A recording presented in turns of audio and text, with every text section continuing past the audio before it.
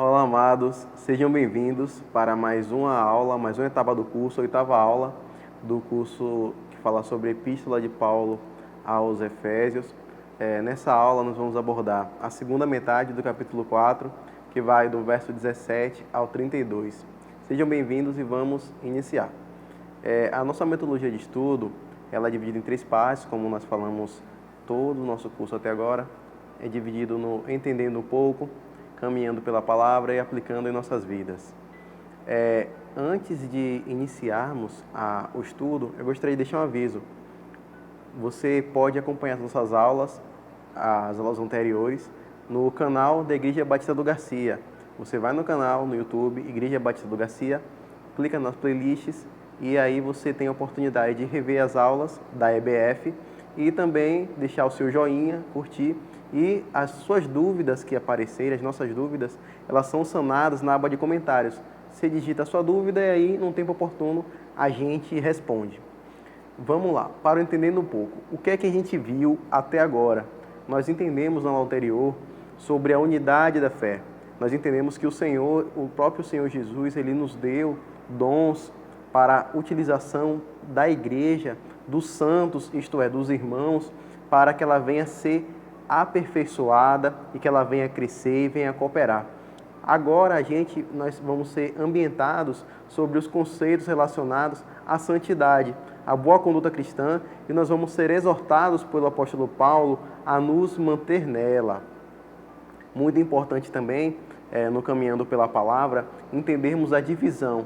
Como é que esses versos eles são divididos, eles são dispostos? Eles são divididos em 3 grandes blocos. O primeiro bloco, ele compreende o verso 17 ao verso 19 e fala sobre o endurecimento do coração do homem. O segundo grande bloco, contendo 4 versículos, é do versículo 20 ao 24 e fala sobre a aplicação do conhecimento de Cristo. Como nós podemos aplicar? E o verso 25 ao 32, que é o último bloco maior, ele fala sobre o abandono das velhas práticas. Antes de iniciar, vamos agora para a leitura da palavra, que diz: Isto, portanto, digo, e no Senhor testifico, que não mais andeis como também andam os gentios, na vaidade dos seus próprios pensamentos, obscurecidos de entendimento, alheios à vida de Deus por causa da ignorância em que vivem, pela dureza do seu coração, os quais, tendo se tornado insensíveis, se entregaram à dissolução, para com avidez cometerem toda sorte de impureza. Mas não foi assim que aprendestes a Cristo, se é que de fato o tendes ouvido e nele fostes instruídos, segundo é a verdade em Jesus, no sentido de que, quanto ao trato do passado, vos despojeis do velho homem, que se corrompe segundo as concupiscências do engano, e vos renoveis no espírito do vosso entendimento, e vos revistais do novo homem, criado segundo Deus em justiça e retidão procedentes da verdade. Por isso, deixando a mentira, fale cada um a verdade com o seu próximo, porque somos membros uns dos outros. Irai-vos e não pequeis. Não se ponha o sol sobre a vossa ira, nem deis lugar ao diabo. Aquele que furtava, não furte mais. Antes, trabalhe, fazendo com as próprias mãos o que é bom, para que tenha com que acudir ao necessitado. Não saia da vossa boca nenhuma palavra torpe, e sim, unicamente, a que for boa, para edificação, conforme a necessidade, e assim transmita graça aos que ouvem. E não entristeçais o Espírito de Deus, no qual fostes selados para o dia da redenção. Longe de vós toda amargura e cólera e ira, e gritaria e blasfêmias, e bem assim toda malícia. Antes, sede uns para com os outros, benignos, compassivos, perdoando-vos uns aos outros, como também Deus em Cristo vos perdoou. Nos versos 17 e 19, característica dos cristãos, nós vamos ver o seguinte: ele diz: Isto, portanto, digo e no Senhor testifico, que não mais andeis como também andam os gentios, na vaidade dos seus próprios pensamentos, obscurecidos de entendimento, alheios à vida de Deus por causa da ignorância em que vivem, pela dureza do seu coração, os quais, tendo se tornado insensíveis, se entregaram à dissolução, para com avidez cometerem toda sorte de impureza. Então, nós vemos aqui que o apóstolo Paulo, ele estava querendo dizer claramente sobre não cometermos pecados e impurezas. Então, você vai acompanhar no slide que tem basicamente 4 pontos que nós podemos observar dessa palavra que foi ministrada. O primeiro ponto é a vaidade dos seus pensamentos. O segundo ponto é a obscuridade, quando tem o entendimento obscurecido. O terceiro ponto é alheios à vida de Deus. E o quarto ponto é indiferentes à voz do Espírito Santo. Então, essas 4 características, elas são resultado de nós nos tornarmos, com o pecado, nós nos tornarmos duros. Isso produz aí em nós uma dureza do coração. Tem um texto em Hebreus 3, 12 e 13, que diz o seguinte: tende cuidado, irmãos, jamais aconteça haver em qualquer de vós perverso coração de incredulidade, que vos afaste do Deus vivo. Pelo contrário, exortai-vos mutuamente a cada dia, durante o tempo que se chama hoje, a fim de que nenhum de vós seja endurecido pelo engano do pecado. Então, nós vemos 4 atributos que traz dureza ao nosso coração, que dificulta a nossa audição e o nosso entendimento, o entendimento da palavra, e ele causa uma cegueira espiritual. Essa cegueira espiritual nós vemos na vaidade dos pensamentos. Os gregos e seus filósofos, eles dispunham de uma fama de pensadores, de pais da filosofia.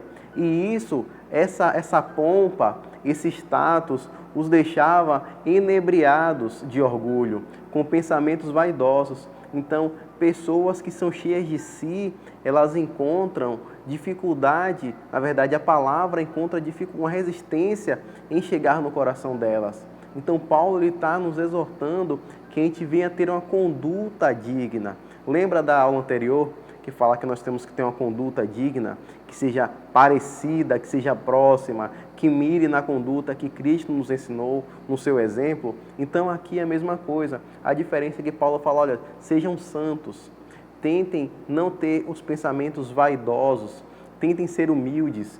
No segundo ponto, obscurecidos de entendimento, fala que os nossos pensamentos, eles são obscurecidos. A palavra de Deus é luz. A Bíblia diz no Salmo 119, lâmpada para os meus pés e a tua palavra. Então a palavra de Deus, ela ilumina o nosso caminho. Meus irmãos, nós temos que ter em mente que um entendimento obscurecido, ele é como se nós tivéssemos uma janela com vidros brancos, na verdade transparentes, límpidos, e nós pudéssemos ver o lado de fora. Essa é a vida de santidade. O pecado é como se a gente estivesse colocando uma cortina, dependendo do nível de envolvimento com o pecado, uma cortina em que ela tivesse uma certa opacidade, fosse opaca, e a gente não conseguisse mais ver o lado de fora ou ver com muita dificuldade. Em determinado momento, quando o homem ele se entrega às concupiscências, ao desejo forte pelo pecado, essa cortina ela vai ficando mais e mais espessa até que nós não podemos ver.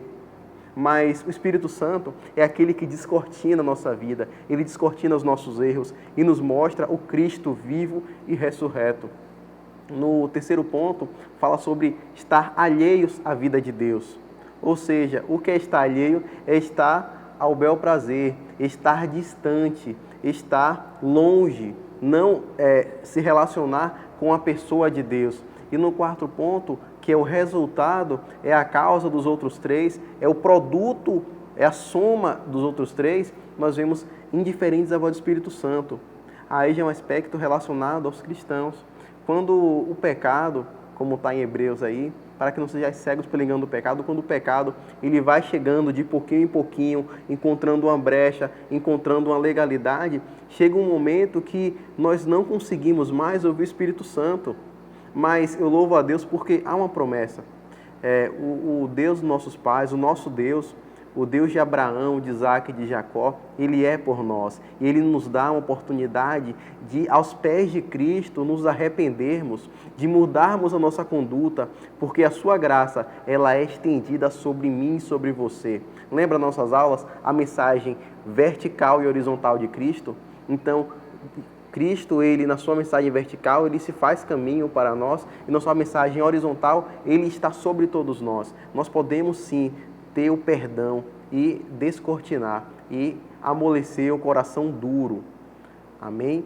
Nos versos 20 a 24, nós podemos observar a aplicação do conhecimento de Cristo. O verso 20 e 21 diz o seguinte: mas não foi assim que aprendestes a Cristo, se é que de fato o tendes ouvido e nele fostes instruídos, segundo é a verdade em Jesus. Então, nós temos alguns pontos. O primeiro ponto que eu gostaria de destacar é que o ensino foi ministrado. Quando Paulo está falando isso, ele está falando para a igreja. A igreja foi ensinada.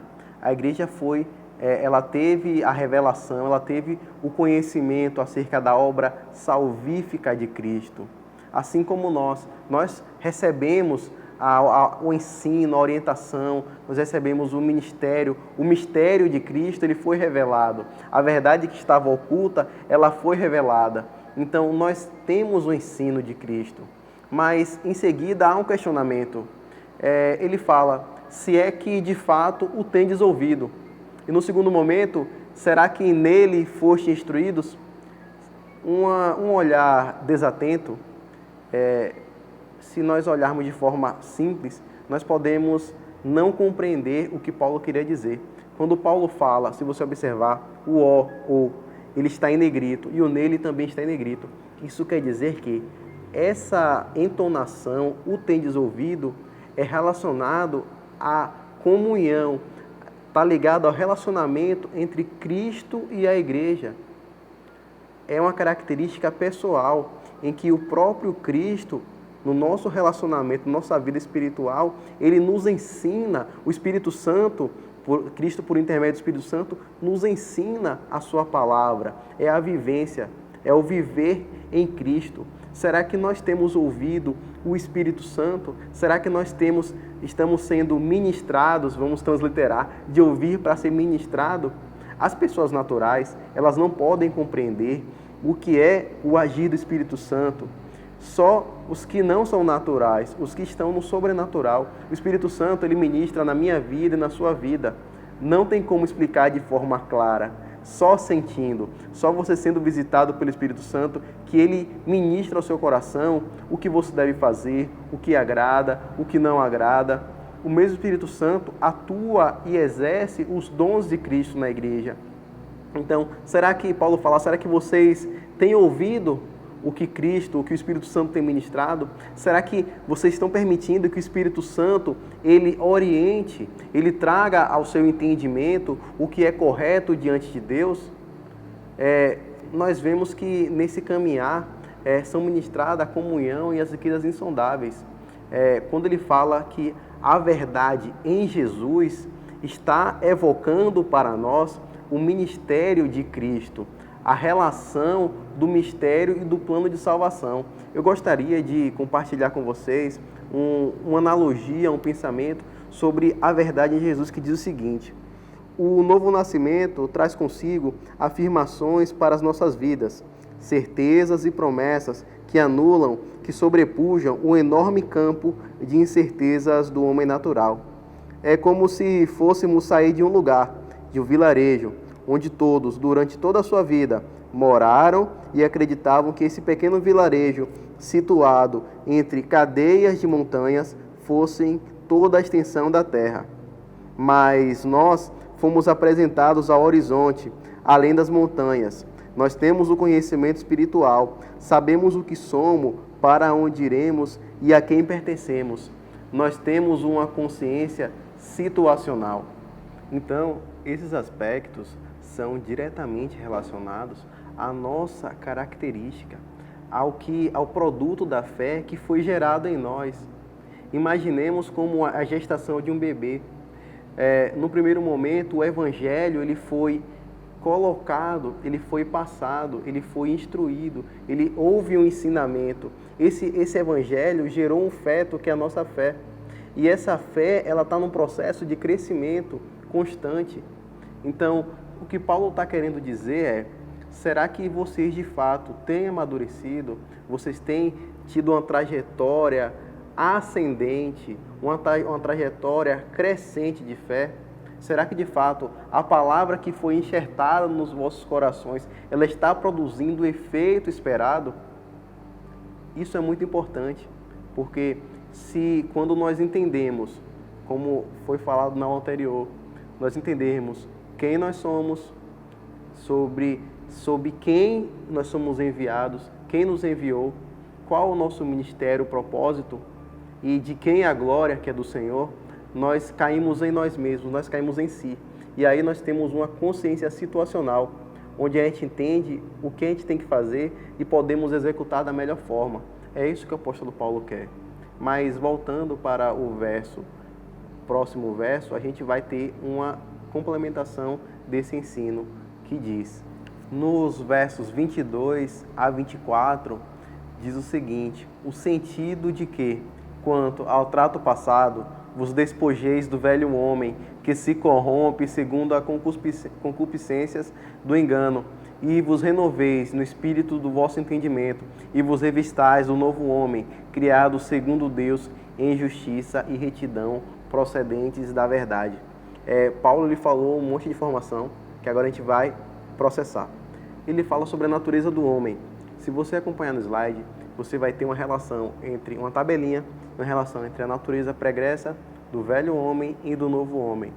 Ele nos ensina e nos mostra que no passado, o velho homem, ele tinha um comportamento e que ele nos encoraja a despojar, a deixar de lado, a jogar fora, a tirar o velho homem e nos focarmos no novo homem, no novo Espírito, no Espírito Santo, que trabalha no entendimento da igreja e na vida da igreja. Então nós temos a característica primeira, deixar o velho homem.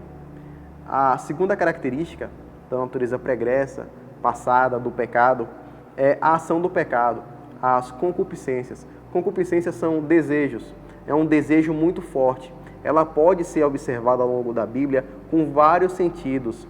Nesse sentido, é referente ao forte desejo que o velho homem tinha em cometer pecado, em realizar ações que nos separam de Deus.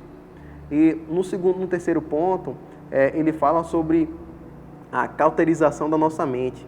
Quando o pecado ele nos cega e impede que nós tenhamos a mente de Cristo, impede que nós tenhamos a clareza, a luminescência do Evangelho do Senhor. No quarto ponto, ele fala sobre travestidos de morte, mortalha. Essa é uma brincadeira que a mortalha, ela serve, é a roupa que é utilizada para colocar nas pessoas que estão mortas. Então, é uma roupa que ela não tem um significado muito bom. Então, Paulo ele nos orienta a despojar, a deixar as velhas práticas, a deixar aquilo que desagrada ao Senhor. Mas, em contrapartida do novo homem, nós vemos um antagonismo, nós vemos a resposta a esses 4 aspectos ruins, que enquanto tem o velho homem lá, Paulo fala para nós sermos renovados. E essa renovação não é na minha força, não é na sua força. Essa renovação é do próprio Senhor, é de Deus para nós. Sobre a ação do pecado, a resposta de Deus é a ação do Espírito, onde nós somos renovados no Espírito. E no terceiro aspecto, quando ele fala sobre cauterização da mente, o Espírito Santo ele muda o nosso entendimento. É uma metanoia, é uma mudança de mente. Então o Senhor ele providencia todas essas coisas. E no último ponto, sobre o novo homem, ele fala sobre nós temos revestidos de vida e santidade. Deus ele quer mudar a nossa vida, tirar a mortalha, tirar a roupa que é para um cortejo fúnebre do pecado e nos vestir de vestes brancas, nos dar vestes brancas. Nós temos aí uma analogia muito interessante, em que nós temos basicamente seis elementos. No primeiro que Paulo falou, que você vai ver a Bíblia aí no seu monitor, nós fomos ensinados, nós tivemos acesso à palavra de Deus. Esse ensino, através do entendimento do propósito da mensagem de Cristo, ele pôde entrar no nosso coração e nós podemos ter uma relação de intimidade. Por isso que tem aí uma orelha falando sobre o ouvido. Nós podemos ceder espaço ao que o Espírito Santo ele ministre no nosso coração, ele faça a morada na nossa vida. Esse ouvido é naquele slide anterior que nós lemos há pouco. Será que o tendes ouvido? Será que nós vamos ouvir o Espírito Santo? Depende de nós. Então nós fomos ensinados, Cristo entrou na nossa vida, nós somos ministrados, né? Nós podemos ouvi-lo, nós podemos receber as orientações. Aí na próxima setinha tem uma pomba simbolizando o Espírito Santo. O Espírito Santo entra na vida do cristão e aí nós somos instruídos, onde tem um rapaz de joelhos quebrantado, recebendo a instrução do Senhor.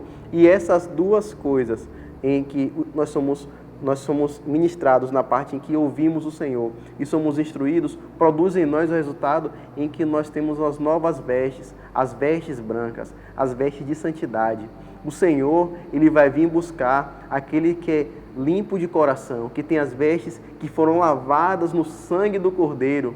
E o engraçado é que, como é que uma veste lavada em sangue, uma veste branca, é lavada em sangue vermelho e fica branca? É porque o sangue de Jesus, ele não mancha, ele remove as manchas do pecado. O sangue do Senhor Jesus é melhor do que qualquer detergente, líquido e sabão em pó que existe. Porque ele dá cor à nossa vida e limpa toda a mácula. Ele nos separa da iniquidade.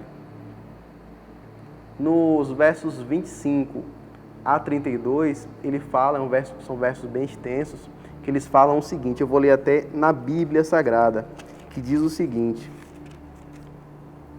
25 a 32, portanto, deixando a mentira, fale cada um a verdade com o seu próximo, porque somos membros uns dos outros. Irai-vos e não pequeis, não se ponha o sol sobre a vossa ira, nem deis lugar ao diabo. Aquele que furtava, não furte mais. Antes, trabalhe fazendo com as próprias mãos o que é bom, para que tenha com o que acudir ao necessitado. Não saia da vossa boca nenhuma palavra torpe, e sim unicamente a que for boa para edificação conforme a necessidade, e assim transmita graça ao que ouve. E não entristeçai o Espírito Santo de Deus, no qual fostes selados para o dia da redenção.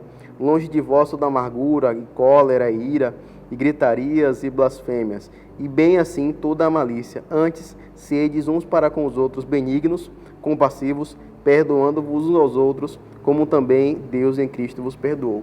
Então, nós vemos aqui 5 comportamentos e atitudes que nós não devemos praticar. A primeira é mentira. A segunda é a ira. A terceira é o roubo. A quarta são palavras torpes e a quinta é a amargura. Nós podemos fazer uma separação clara entre 2 aspectos. O primeiro aspecto é relacionado ao âmbito comportamental, que são os pecados, as práticas de 1 a 4. Mentira, ira, roubo e palavras torpes. Elas são mais voltadas ao nosso âmbito comportamental e a nossa relação interpessoal. É a minha relação com o meu próximo, com o meu irmão. A relação dos santos com os outros, dos irmãos com os outros. O quinto aspecto, o outro aspecto é o aspecto espiritual. E aí entra a amargura. É onde nós sentimos e é expressada essa prática, que é na nossa alma. Mas vamos ver isso um pouquinho mais para frente. Agora a gente vai entrar nas partes, nas práticas, uma a uma. A primeira no verso 25, que ele fala, deixando a mentira, fale cada um a verdade com o seu próximo, porque somos membros uns dos outros. Então, nós podemos entender que Paulo expõe a doença. Todas essas práticas que nós vamos acompanhar vai ser dividida em doença e remédio. A doença, que é o pecado, tem aí o bichinho verdinho, a doença é a mentira. Então, o que ela gera no nosso corpo, no corpo de Cristo? Primeiro, nós somos um só corpo, isso já foi falado, e o que ela gera mácula, ela distancia, ela afasta. A mentira, ela é um pecado que muitas pessoas tomam como bobagem, mas não é. A mentira, ela gera a falta de confiança. A mentira, ela afasta as pessoas, de modo que quando você perde a confiança em alguém, é um trabalho enorme para você conquistar essa confiança. A Bíblia diz em João 8,44, vós sois o diabo, sois do diabo, que é o vosso pai, e quereis satisfazer-lhes os desejos. Ele foi homicida desde o princípio, e jamais se firmou na verdade, porque nele não há verdade. Quando ele profere mentira, fala do que lhe é próprio, porque é mentiroso e pai da mentira.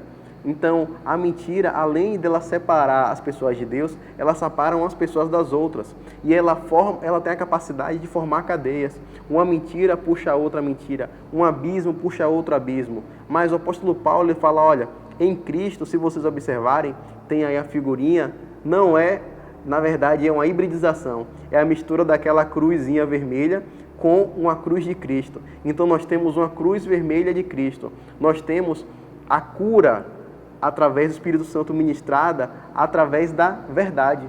Então ele fala, olha, não minta, a mentira faz isso, isso e isso, não minta porque a mentira causa isso, isso e isso, mas ele fale a verdade. Então a verdade, que é uma característica de Cristo apresentada aqui, é a resposta para a mentira. Fale a verdade, doa a quem doer. O ministério de Cristo nos ensina que Ele é a verdade. E falando a verdade, nós estamos participando dele. Nos versos 26 e 27, diz o seguinte, irai-vos e não pequeis, não se ponha o sol sobre a vossa ira, nem deis lugar ao diabo. Então, nós podemos entender o aspecto sobre ira e raiva. Elas são complementares, são basicamente a mesma coisa, em graus diferentes. Então, existem dois tipos de raiva. A raiva justa e a raiva injusta. Nós como cristãos não devemos alimentar a ira ou a raiva, mas nós temos que entender que ela existe e faz parte do cotidiano humano. Então, nesse âmbito, a raiva justa é relacionada ao inconformismo, à não conformidade, não aceitação de situações que ferem os princípios éticos, morais e espirituais. Um exemplo disso é Jesus quando estava no templo. Ele estava no templo, na casa do pai dele, na casa de Deus.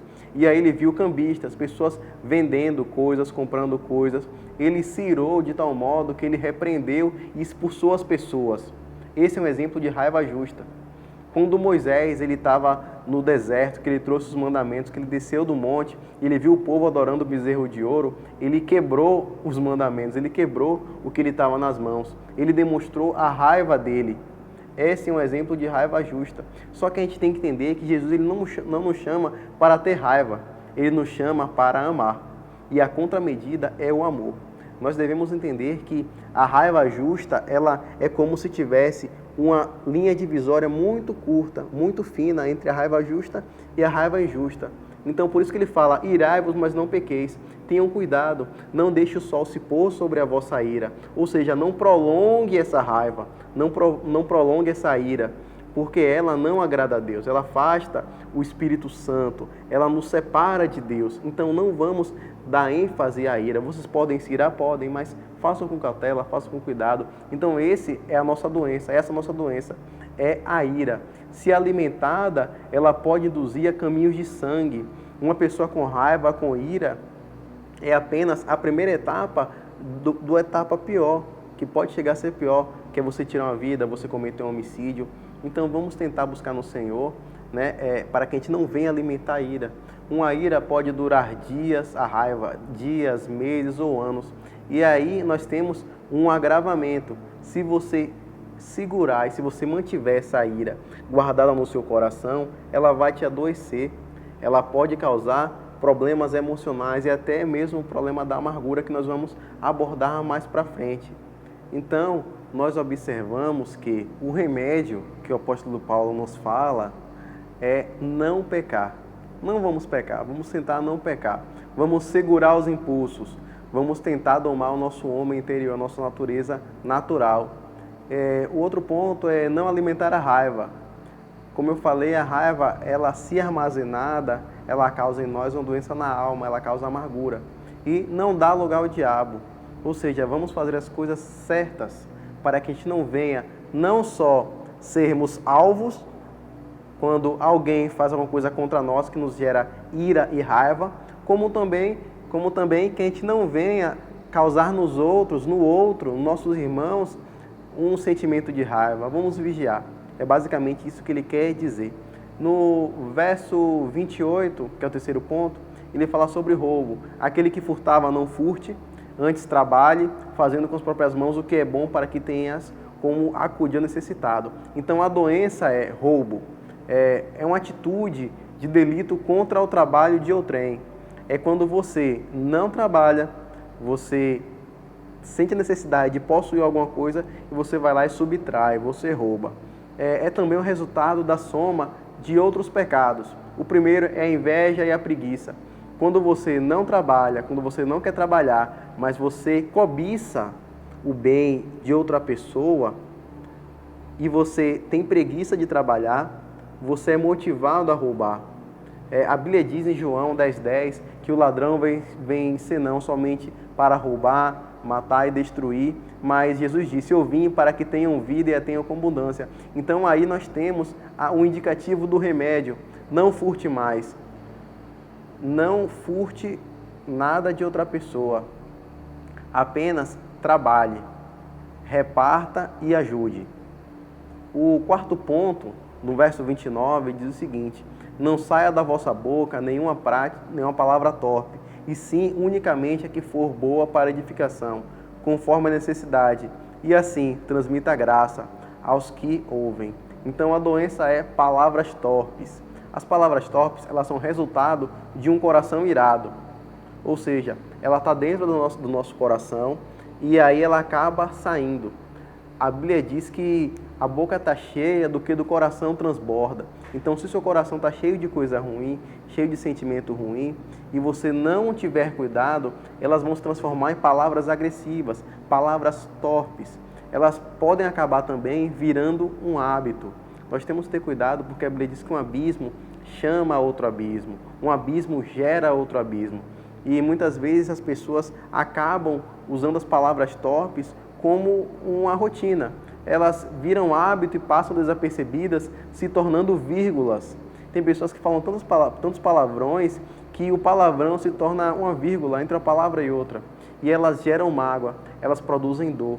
Além de fazer mal não só a nós mesmos, elas fazem dor a outras pessoas. Mas como remédio, o apóstolo Paulo fala para nós usarmos palavras que edifiquem, palavras que falem o coração das pessoas, de acordo com as necessidades. Então é você ter sempre uma palavra de ânimo, uma palavra de auxílio, uma palavra de consulta, uma palavra de conselho. E, por último ponto, ele fala sobre que elas transmitam graça, que da sua boca só saiam bênçãos, que a palavra do Senhor ela possa achar morada no seu coração e ela também possa ser enviada aos outros corações. Em Romanos capítulo 3, verso 13 e 14 diz: a garganta deles é um sepulcro aberto, com a língua urdem engano, veneno de víbora está nos seus lábios. A boca, eles a têm cheia de maldição e de amargura, mas nós fomos chamados a proferir bênçãos, a abençoarem as pessoas. No último momento, no verso 30 a 32 diz: e não entristeçais o Espírito de Deus, no qual fostes selados para o dia da redenção. Longe de vós toda amargura e cólera, e ira e gritaria e blasfêmias, e bem assim toda malícia. Antes, sede uns para com os outros benignos, compassivos, perdoando-vos uns aos outros, como também Deus em Cristo vos perdoou. Então, nós vemos aqui alguns aspectos. O primeiro aspecto é não entristecer o Espírito Santo. Aqui nós temos uma característica do Espírito Santo, da pessoa do Espírito Santo. A Bíblia diz que ele intercede por nós com gemidos inexprimíveis, que ele nos orienta, que ele nos ensina. E Paulo fala para, olha, não cometam tais coisas, porque isso deixa o Espírito Santo triste. Então nós temos que ter o cuidado e preservar o Espírito Santo, o nosso ajudador. A porção de Deus que está no momento com a igreja, o Espírito Santo. E em relação, dando continuidade, a Bíblia diz que a doença, a amargura, que é a doença aqui agora, é o resultado da perpetuação da ira. Quando você está chateado, está com raiva, e aí algumas pessoas até falam: eu me chateei, eu estou muito chateado, eu vou botar para fora, para eu me sentir mais leve. E outras até falam diferente. Não, eu não vou botar para fora para não magoar os outros, eu vou guardar para mim. Só que ambas as atitudes estão erradas. As intenções podem ter sido as melhores. Olha, eu não vou falar para não magoar o outro. Ou então, olha, eu vou falar porque eu não quero me magoar. Mas o Senhor, Ele é poderoso. E a resposta, o remédio dele é para todos os casos, para ambos os casos. Se você não quer guardar no seu coração, se você quer colocar para fora a sua ira, coloque aos pés do Senhor, fale com Deus, exponha ao Senhor o seu coração, que Ele vai tratar. E a outra situação também é verdade. Se você não quer magoar o outro, que é uma atitude louvável, não guarde para você. Coloque aos pés do Senhor. Deus ele é capaz de mudar o nosso coração, o nosso entendimento, de nos dar um coração de carne. A amargura, ela se aloja na alma. É uma doença da alma. É uma doença relacionada à questão espiritual. Ela adoece a nossa alma. Ela gera doenças no corpo físico também. Depressão, até alguns problemas de pele. Então, assim, a amargura ela traz uma série de problemas na nossa alma. Em Hebreus 12, 15, está aí no slide, atentando diligentemente, porque ninguém seja faltoso, separando-se da graça de Deus.